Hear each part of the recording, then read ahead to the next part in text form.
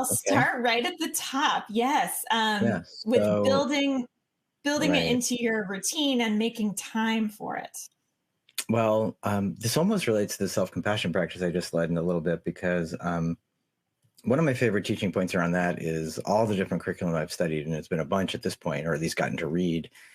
Week one is the recommendation we get started with practice, and week two, literally in writing, is talking about why so many people didn't get started with practice. So it's important to normalize the fact that getting started with habits is just hard for everybody, and actually harder with ADHD because of the impact of executive function. So those, the answer to like how do you actually remember to practice mindfulness is really tied just to the science of habit formation and getting habits started in any way, for everybody, and certainly with ADHD. So that means we just have to go to the back to the basics of like what actually works. And what works is, if it's not scheduled, it's not happening, is a great message around ADHD. So it's scheduling it at a specific time. Habit pairing is really useful. So find a habit you're already doing regularly, which could just be like, I go to sleep every night or I wake up every morning, and tying it directly to something you're already doing. Accountability buddies are really helpful. Find somebody else who's going to hold you to it. Use alarms and reminders. There's no miracle to it as much as acknowledging like this is really hard to get started with. It's normal that it takes years to get into a really, really consistent routine. It's almost like the same message. Like during meditation practice, the message is like the distractions, of course, are going to happen. So it's a moment of success each time you come back. And getting started with a meditation practice, it's like, of course, it's hard getting started with anything new. So you're going to get started, and then life's going to get busy for a while, and you're going to forget, and then you come back and you do it again, and you rejigger things so that it's a little more structured. And the finding time of it is really an interesting one, because I think since mindfulness means awareness, we can be aware of the fact that life can feel intensely and impossibly busy an awful lot of the time. But for most of us, if we pause and with sort of unbiased awareness look at our day, there probably is 10 minutes we're wasting somewhere that could be time for meditation. So with awareness, we can sort of carve out the 10 minutes, and with sort of a sense of habit formation and what actually supports new habits, and kindness and realizing it's difficult, most of us can also establish a consistent meditation practice. Wonderful. A number of people asked about the study that you cited, the 8-week study. They wondered, were there findings from that regarding the duration of practice? That's a great, And similarly, a lot of people saying they actually right. got started just doing 3 to 5 Hmm. minutes Yep. a day. Is I that think, enough? Is that good? well, it's being studied more and more. I think it's a very Western way of looking at things, because it's not traditionally, the amount hasn't been studied as intensely it has been in this country, and that's great. I mean, the more detail, the better. The answer is any amount is good. It's about habit formation. It's just about doing it until it becomes routine. I don't actually recall off the top of my head which specific version of mindfulness they used in that particular study. But I do know the most famous research being quoted around this lately is a researcher named Amishi Jha, which is a different body of research, has found changes in as little as 12 minutes a day of meditation. And it could be less. It's just that's as little as she's gotten to. So it's always about the consistency. One of my best friends who teaches contemplative practice like I do, constantly saying to people, it is far better to do just a few minutes a day consistently than like an hour every once in a while. Just get into the routine, and you can always build onto it later if you choose to. Okay. I feel like that's important for a lot of people to hear. Mhm. Also, do we have to be still? Can I, I mhm. begin while I'm walking the dog to focus on my breath, for example? 100. I think I said that somewhere in the talk. I know I did. Mindfulness does not mean sitting still. So walking meditation is awesome. Absolutely one of the, just a brilliant way to practice in many, many ways. It's a little more nuanced. You don't even have to focus on your breath, by the way. It could be just the feeling of your feet on the floor. It's kind of an open awareness when you do walking meditation, because you don't want to like fall into a manhole. So it's a different, little bit slightly different practice walking, but absolutely walking counts. Yoga counts. There's eating meditation. So yoga counts, by the way, if you make it a mindfulness practice, because I do think yoga can be led as a kind of gym program, which has a lot of physical value. But movement practice is really a wonderful, flexible way to do mindfulness for sure. So definitely feel free to explore that as well. And I have a lot of both practice. One of the questions in the poll was finding good resources. I intentionally keep a mindfulness page on my website because it has both my practices on it, but also links to places you can find good practices, because there's so much out there, it can get pretty confusing. So definitely walking practice is great. You don't have to do breathing practices. And even when you're sitting still, you can do body scan practices and compassion practices. I mean, just explore it all until you find what works for you. Great. And for those listening, we will provide a link to that resource page on Dr. Bertin's website, as well as a couple of people were asking for the link for the retreat. So cool. You will receive all of that good stuff in the wrap up that you'll receive in email after the event. Okay. So number 3 on our list of roadblocks was boredom. Now, I'd like to wrap this into a question that we received a lot, and that is from parents who say when they try to introduce the concept to their kids or teenagers, the response they get is, "No way, that's so boring." So how can we get our kids and our teenagers to give it a shot?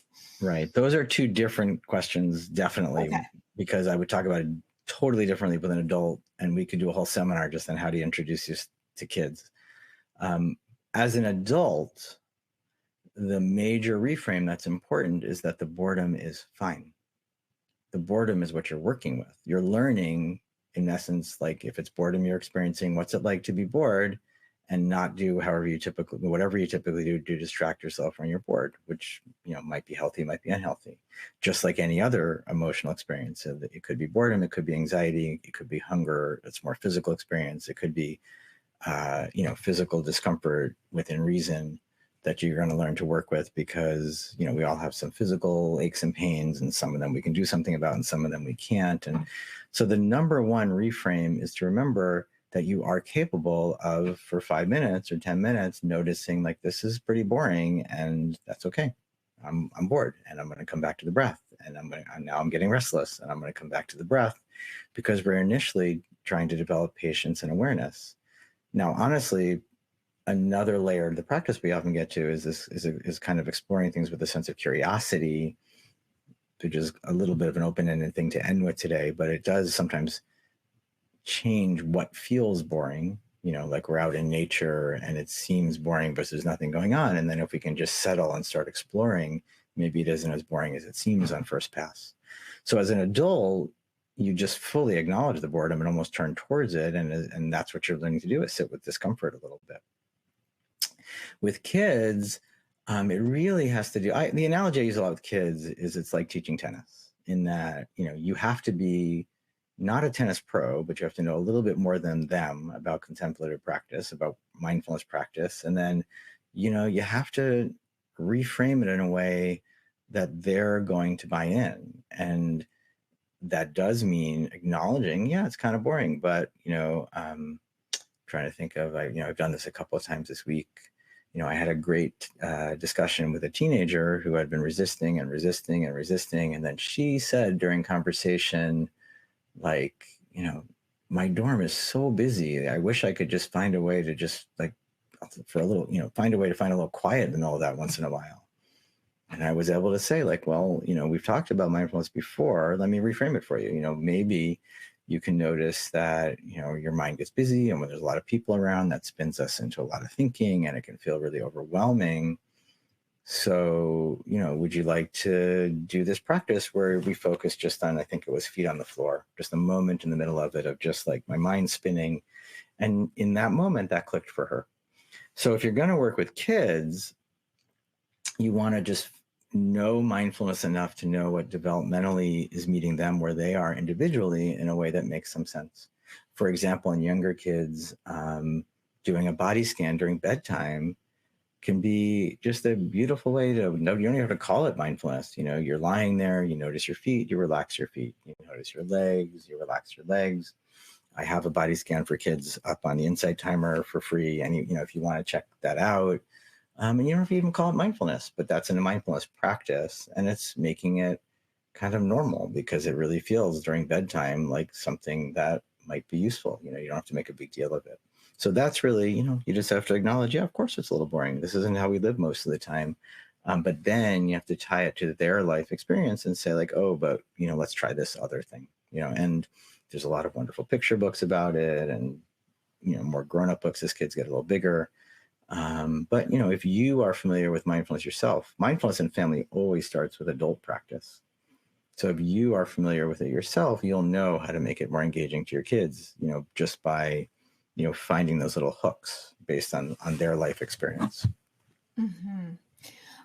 Would you, a number of people here today were asking about how to sort of deploy mindfulness in real time when they feel Hmm. their emotions Hmm. triggered. Hmm. Is there a way to use it almost out loud so that your kids can view like, oh, mom I, is I love regulating that her question. emotions right now? I love that question. And the answer is yes and yes to both. So, you know, the intention is always to just discover for yourself a framework that works. So, for example, if you do the rain practice regularly, I'll answer the question in two parts. You know, you might, as an individual, internally be able to, like, even in the middle of a board meeting, you know, just go through the checklist in your head, you know, and you might, you know, like, this is the emotion I'm feeling, you know, you just, you know, RAIN, and you go through it step by step, and no one else knows you're doing it. And that's one way to use these practices to manage emotion. It's 100% the goal is not to meditate. The goal is to build this routine up so that in everyday life, you are getting better at notice emotion, pause, settle, you know, and just developing that as a routine with a lot of compassion, because it takes time for most people to do that. Although that was a wonderful lead quote to the Q&A. You know, a year isn't that long on the scale of things. Um, and then absolutely, you know, there is nothing better for kids than when parents acknowledge emotions and just talk through, like, this is what I'm doing. You know, I'm feeling kind of angry right now. I'm going to take a walk and then I'll come back and talk about this. You know, I'm feeling really anxious right now. I just want to sit here. I'm going to take a few breaths, you know, and then we can do whatever, you know, whatever it is, 100%. The more you just acknowledge emotions are part of life, put them out on the table, make sure it's really clear that all emotions are valid. You know, separating emotion from behavior is so important. It's like, it's okay to be angry. It's not okay to hit. You know, you're in trouble for, you know, the hitting part, but I understand you're angry. You know, all of that is stuff that kids totally benefit from if we just put it out there, you know, and just make it part of their life experience.